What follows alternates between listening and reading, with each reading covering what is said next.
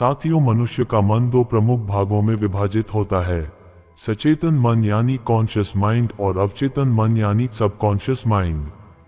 ये दोनों भाग न केवल हमारी सोचने की क्षमता को प्रभावित करते हैं, बल्कि हमारे जीवन के हर पहलू को भी नियंत्रित करते हैं।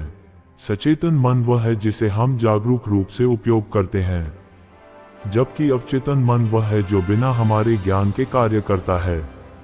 आप देख रहे हैं बुद्धम शरणम गोइंग यूट्यूब चैनल पर नए आए हैं तो चैनल को सब्सक्राइब और लाइक करें। तो आइए वीडियो शुरू करते हैं। साथियों, सचेतन और अवचेतन मन दोनों ही हमारे जीवन में अहम भूमिका निभाते हैं और इनके बीच की लड़ाई ही हमारे जीवन की सही दिशा तय करती है। सचेतन मन का महत्व हमारे जीवन में बहुत अधिक होता है, क्योंकि सचेतन मन हमारे शरीर का वह हिस्सा है जिसे हम अपने दैनिक जीवन में उपयोग करते हैं। ये तर्क संगतता, निर्णय निर्धारण और विश्लेषण का केंद्र होता है।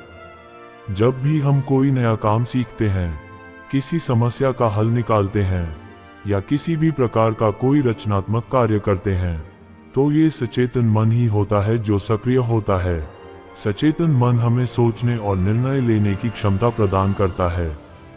यह मन हमें नई और मौलिक विचारधारा विकसित करने में मदद करता है।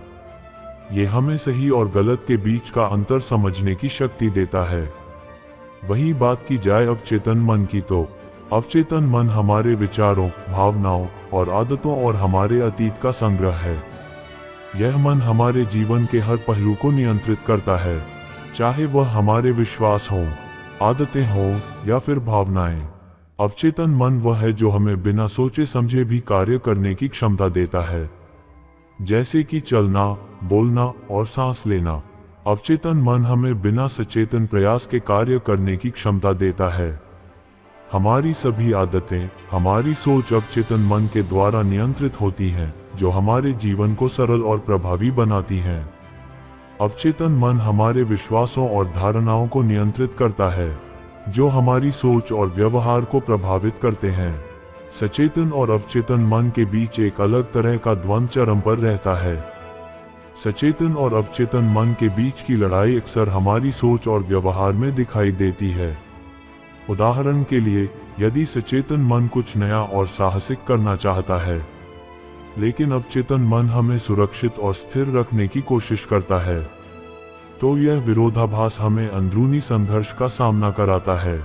इस लड़ाई को समझना और इसे नियंत्रित करना ही हमें एक बेहतर और संतुलित जीवन जीने में मदद कर सकता है।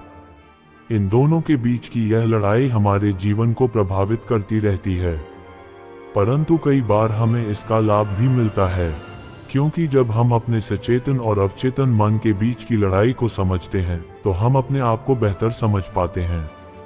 जब सचेतन और अवचेतन मन के बीच सामंजस्य स्थापित होता है, तो हम अंदर से शांत और संतुलित महसूस करते हैं। सचेतन और अवचेतन मन के बीच संतुलन हमें अपने लक्ष्यों को हासिल करने में मदद करता है, क्योंकि हमारे विचार और कार्य एक ही दिशा में होते हैं। इन दोनों के बीच गहरा संबंध बनाने के लिए हमें ध्यान और आत्मचिंतन की आवश्यकता होती है। ध्यान करने से हम अपने अवचेतन मन के साथ जुड़ सकते हैं और इसे सकारात्मक दिशा में मोड़ सकते हैं। अपनी सोच को सकारात्मक सोच में बदलने से, सचेतन मन में सकारात्मक विचारों को बढ़ावा देने से हमारा अवचेतन मन भी उसी दिशा में कार्य करने लगता है।